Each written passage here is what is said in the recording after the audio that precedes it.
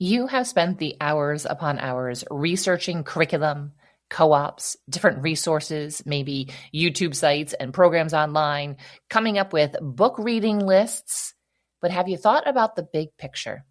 You're being proactive and hopefully intentional when it comes to their education. But what about the rest?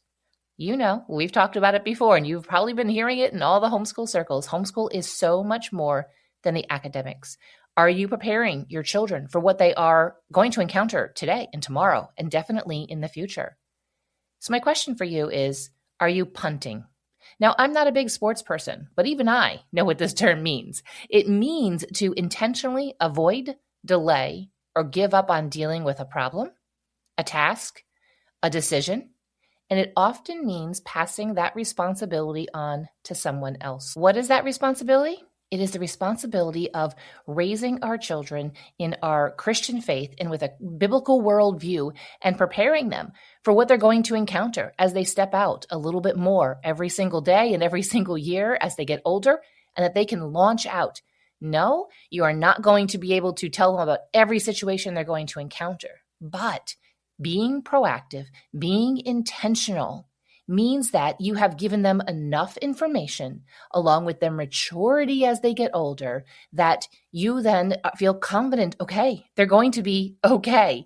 And when we are punting it, it means that we're putting it off. Because I'm going to tell you right now, it is a bigger part of raising our children. It is the more emotional part. It is sometimes the more physically draining part of raising our children.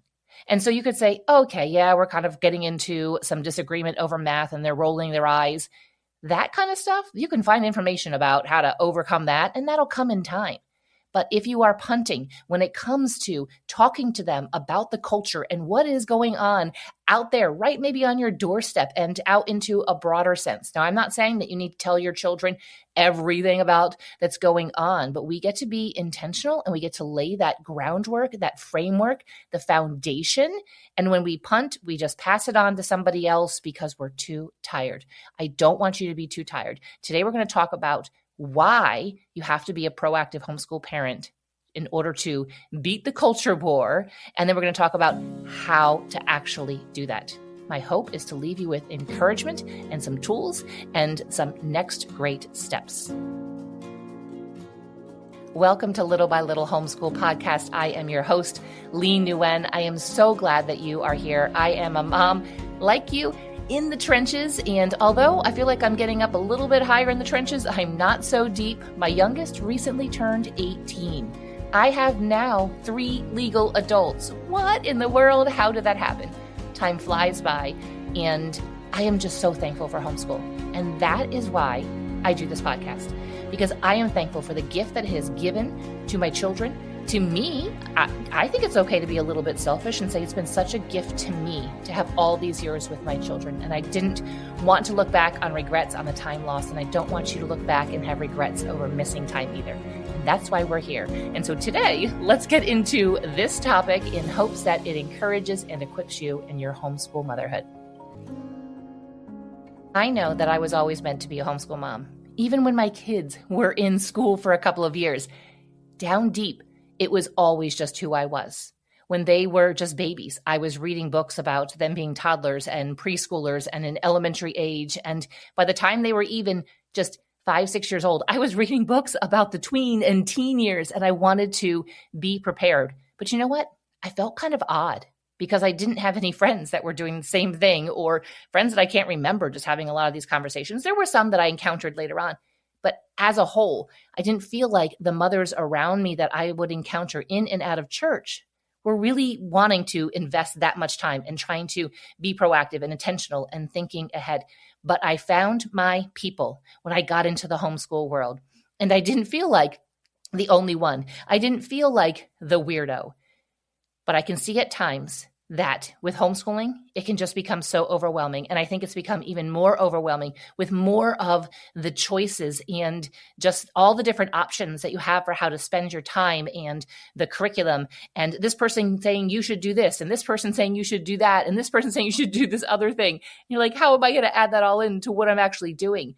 And that feeling of overwhelm can lead to apathy and just giving up. My goal today is to encourage you to, if you are not at that starting point even of beginning to be proactive and intentional and against this culture war, against what is everything going on in the world, then so my goal is to help you begin. But if you are being proactive and are being intentional, you're in those trenches and you're tired and overwhelmed, I want to encourage you to stick with your convictions. I mentioned at the introduction here, I now have 3 legal adults. They are all free to, now technically the youngest is still under my umbrella because in my state, I still have to report for homeschooling and stuff, but they all could leave if they wanted to. They all legally can go out and get their own places. For right now, they all are choosing to be home. And obviously the youngest still, he doesn't have enough of income anyway to support himself. But I want to encourage you that it has been worth it. Nobody's going to be perfect. And I think at times we can think, well, if I'm not doing this perfectly, then I'm not even going to talk to them about this topic. I'm not even going to broach this topic with my children because I don't know everything about it. And so let's talk right now a bit about, before I get into all of my thoughts about this, just the culture in general. I'm not talking about any specific topic that you might be seeing in the news and you might be seeing in social media. This is just in general. And we can look out and say, oh, wow, the world is so bad. But you know what? The world's been worlding. It's been going on like this.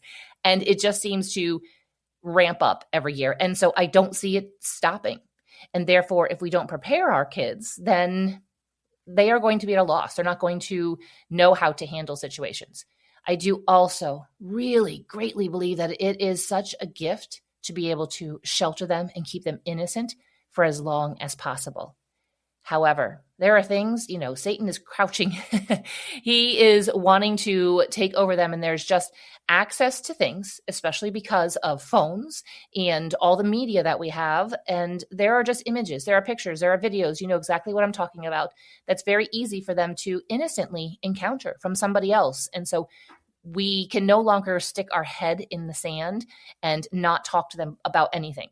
We have to talk to them in a way that's appropriate and is also arming them with some great information and some tools on what to do when they encounter. So think back what I just said, when they encounter this. It's not if, it's when they're going to encounter. And I want you to remember, God has you right here, right now. He chose this time for you to be here. He chose these children to be your children and for them to be here right now. I have a lot of really great hope and a lot of optimism, and it's not based on just, my being a Pollyanna. It's really based on looking at Gen Z, and I'm like, wow. Now, some of you might be raising Gen Z, some of you might have Gen Alpha, and I'm hoping that Gen Alpha will follow in the footsteps of Gen Z. But Gen Z so far, they are a mighty force to be reckoned with, and I am all here for it. So let's dive into a couple points I want to make, and then we're going to get into more of why and then the how. In general, parents tend to put a lot of thought into other areas of the life of raising their children. When you were pregnant with your first, how much thought did you put into the nursery? Now, I know some people don't, but let's just think about, in general, most of us. I mean, I remember doing that, just poring over just all the different options for the themes. And this is back when you would go into, with my daughter, she's 23 now, so this would have been about 24 years ago. You go into Babies R Us, and I would walk through and look, and we'd do the registry and just think about the colors. And it was just so exciting, picking out all of the things. And so we put a lot of thought into that.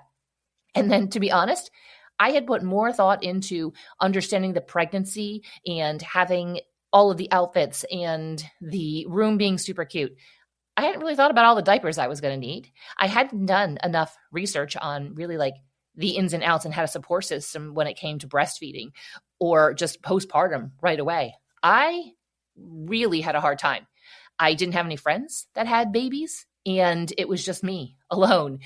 Let's also say that when she was about 6-7 weeks old, I fell, broke my foot, and then was in a cast, or like a boot cast, and was not able to walk. That was my right foot. Couldn't drive either.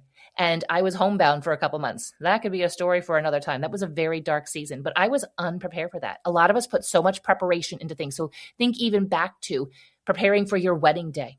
Everything's going to be perfect. You got the dress, you got the rings, you got the flowers, you got all this stuff. How much preparation are we putting into the marriage? I'm going to tell you right now, we went to premarital counseling, but otherwise we're like, we're in love. Everything will be fine. No. But we can put so much intention into other areas of our raising our kids. And oftentimes we can just get really tired, right? Let's just call it what it is. We just get tired of all the decisions, of all the questions, of just everything that comes up. And we get tired sometimes of sticking to our convictions. This tends to happen sometimes maybe during the elementary years. And then when it happens then, it carries over to the tween years and it carries over to the teen years. Sometimes we can even get tired before that. Think about disciplining a toddler and a preschooler. It's just over and over and over again. When they're really young, you're just trying to divert them from the harm that they're going to cause to themselves because of, walking down a staircase that they shouldn't be just walking towards. But overall, then there's just the discipline. There's the things when they start to say no and they start to do things and be disobedient. We can just get tired of it and just say, you know what? I can't keep doing it. And then that can carry over to the elementary years and the tween and the teen years. And it just is a snowball effect. Here's an example. Maybe you have come up with an idea of what it looks like for introducing your kids to the internet and phones. And you say, we're not doing phones until this certain age. And then it's just going to be a dumb phone. And your kids then just nag and just eventually you just break down and give it to them because you're just tired of the whining and the nagging and the so-and-so has this and so-and-so has that. And some kids are going to do that more than other kids, but we can just get really tired and break down. And again, like I said earlier, we can just feel overwhelmed and just be like, what's really the harm in giving my kid a smartphone at the age of 8? Everybody else has it, so who cares? All the other kids have it. Well, that doesn't mean that it's okay. Just because if everybody, which parents, your mom would say, well, if everybody, jumped off a cliff, you're going to do it too? No, we're not going to do it. If everybody else is doing it, then maybe that's, I kind of tend to look and I'm like, if everybody's really into this one side of something, then maybe the other side is actually the better option. But you have decided to be intentional about your child's education. And you remove them from the school roster, whether they went to school at all or they didn't go, or you live in a state where the school district has no idea your child is even in the town. But have you thought about beyond the curriculum? We love curriculum. We're getting to that time of the year here in the spring when moms are shopping for curriculum and it's so exciting. And side note, at this point, you're probably in the, I got to keep doing this curriculum. Remember how excited you were a little over a year ago when you got this curriculum? Let that excitement help you to continue to stay diligent with your curriculum. Okay, back to the topic here on hand. But if we've been intentional about their education, their co-op, and we're like, well, they need to know how to do this. They need to learn this subject and this topic and all these. But have we been intentional about preparing them for the world that they are stepping into? If your children don't learn from you about things such as their body, how about when they get to puberty? They should be very well prepared for what is happening. It doesn't mean that maybe you start to notice something. It doesn't mean you have to tell them everything before even the first sign of puberty starts. You can just notice. You, therefore, need to know what the signs are, so that when you notice, you can start talking to your child and talking to them about the beautiful creation and the growth of our bodies. We don't just stay the same. You and I, we're not walking around with the same body that we had when we were 5, 10, 15 even, right? Even prior to having babies. There is just this beauty of bodies. How about talking to your kids about things like marriage?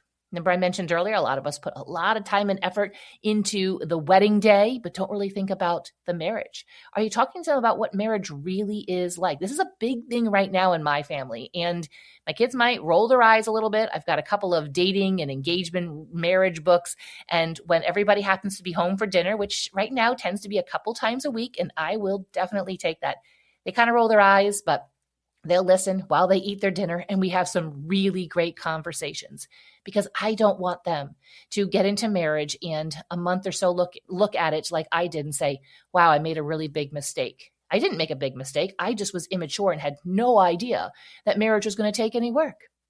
How about, we'll say, physical intimacy when it comes to marriage? How about just that whole topic of talking with kids? So I'm just going to use that term, as I don't want this episode to be flagged for anything. I don't want to use the other word that might get it flagged. But How about just talking to them about that whole process, right? If we don't talk to our kids, somebody's going to talk to them. How about pornography? I mentioned that a little bit earlier. Didn't exactly say that word, but I think you got the hint. It's not a matter of if they see it. It's a matter of when. It's not like it's back with there's magazines, and if they happen to hang out with kids who had magazines and they would happen to see it. No, you go to the mall even, and you walk past certain stores and you're like, wow, okay.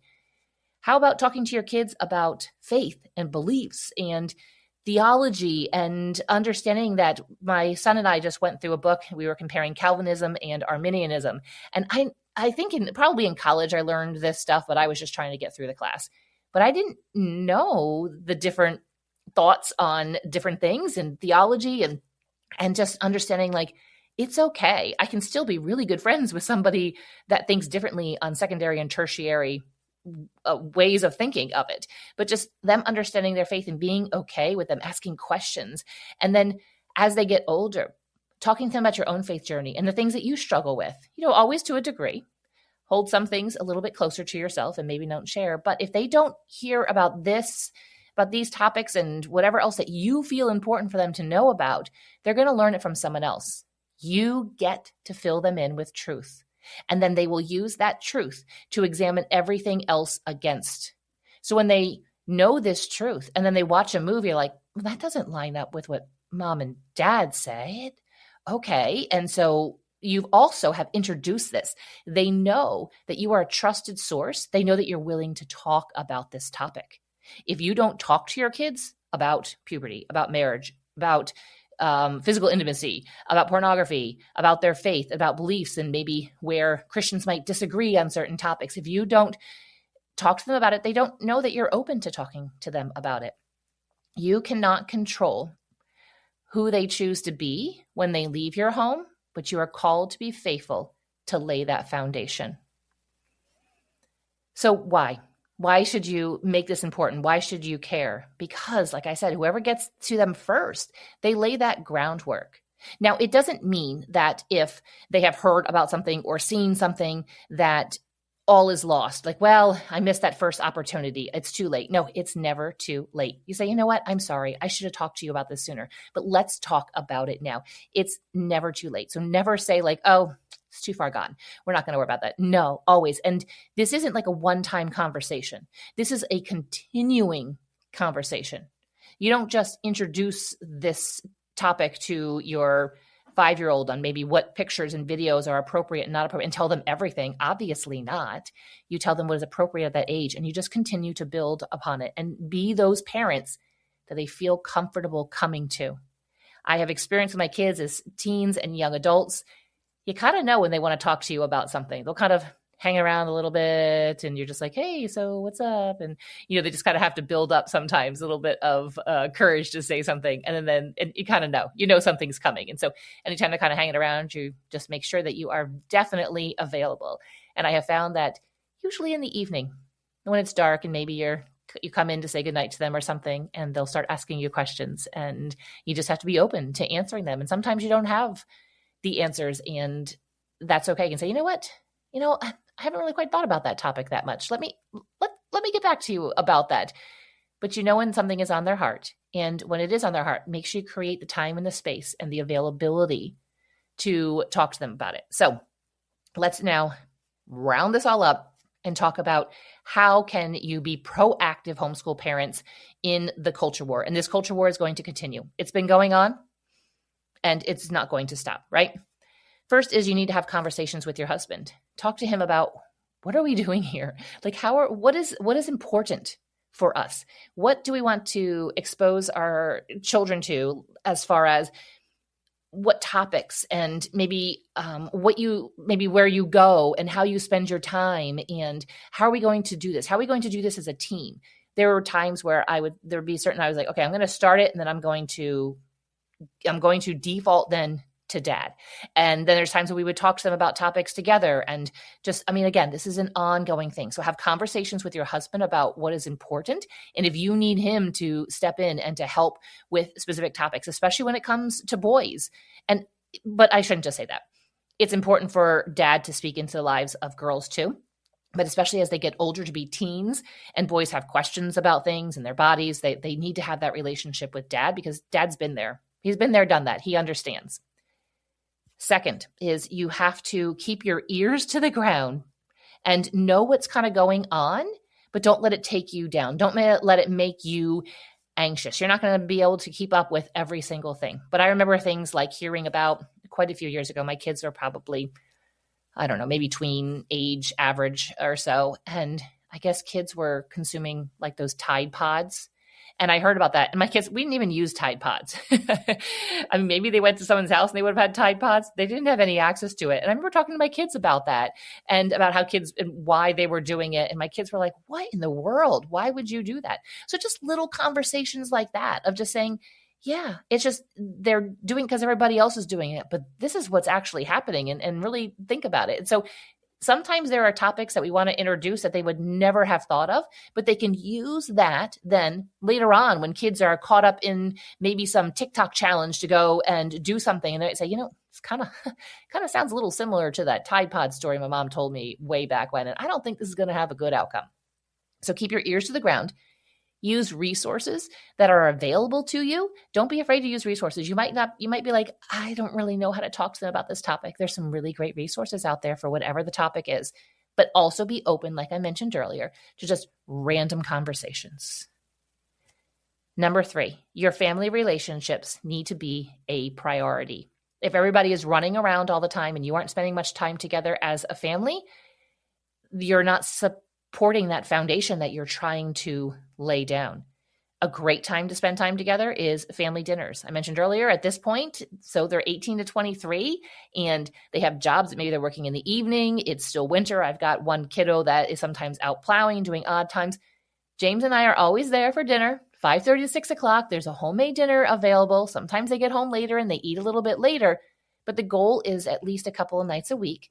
And if everybody's home, everybody's required to be sitting there at the dinner table. Sometimes someone might only have about 15 minutes and they have to head out.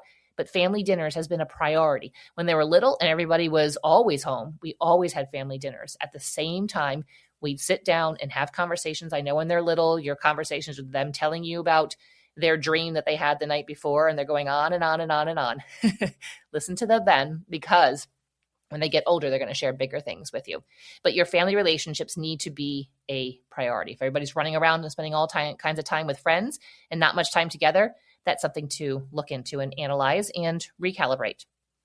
Number 4, whatever everybody else is doing is not always necessarily right. That doesn't mean it's wrong, but I want you to use your convictions that you and your husband have for your family, and don't feel guilty that your convictions maybe are slightly different than somebody else. Again, just because everybody else is doing it, they're jumping off a cliff doesn't mean that's right, but it could be little things too. Maybe all of your homeschool mom friends are letting their kids watch a certain show, but you have the conviction in your heart that that show's doesn't go along with your family culture and your goals for your family. It's okay to say no. It could be on the other end of things and all the homeschool families saying, no, we're not going to let our kids watch that movie. And you feel okay with it because you have had conversations with your kids. Your kids are at a place where it's okay. And you are okay with that. You have peace with that. Then go with it. So it might mean, though, when you have these convictions and everybody else might have some other convictions, it might mean that you might be the weirdos. You might even be the weirdos in church. I remember telling my kids that, nope, you do not have phones. Yep, we are probably going to be the weirdos even in church. And that is okay. The goal is to have conversation with your husband, pray, seek the Holy Spirit for your convictions and stick to those. And understand that those convictions can change. And as your kids mature, they can grow and look different. But in general, if you're not being proactive, then you're going to be reactive. And even worse, you could just be apathetic and you could be just punting to the culture and assuming. And I mean, you could even be punting to your pastor or youth pastor or Sunday school teacher or this great friend who's a really great Christian, but you are called to be the one. You can call those people to come alongside you, but let's not punt to them. If you need some help with becoming more proactive and intentional in your homeschool, then your homeschool blueprint is going to be the solution for you. Now, when you go through your homeschool blueprint, it is going to help you to give you the tools that you can then use these ideas beyond just the curriculum and the resources. And you can use it in creating a vision and goals for your family to be proactive and intentional when it comes to overall with the raising of your children. Thank you for being here for today's episode. I know it ran a little bit longer than I usually have it. I try not to aim to be this long, but I thank you for sticking around for this length of time. Have a great day.